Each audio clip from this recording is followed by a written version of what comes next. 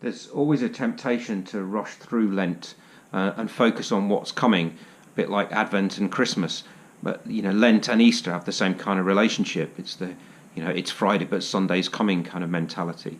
But for me, both Advent and Lent are the most significant times of my own faith journey, my own discipleship. When we think of the calendar, that actually there are times of preparation and stillness and reflection.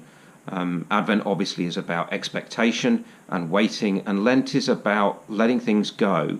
Not for me the kind of give something up for 40 days that I like, knowing full well that I can pick it up again in 40 days' time, but reflecting on when Jesus put to death those three things in the wilderness during the temptations: wealth, power, and immortality.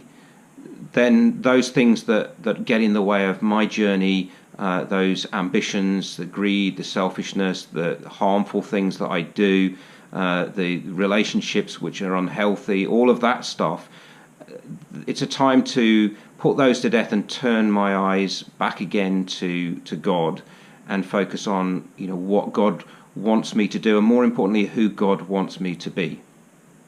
I guess then Lent is a season of hope for me, because it reminds me that despite all of the things that I've done wrong, despite my weaknesses and my struggles, my insecurities, my inabilities, all of that, that actually God still sees me as fit for purpose, for his purpose.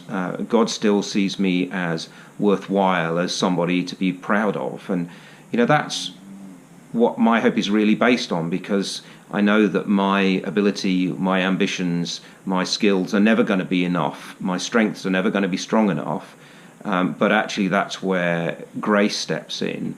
And the Easter story is actually about putting that to death, and trusting and relying on God and accepting that invitation to walk again as who I am with him in the garden.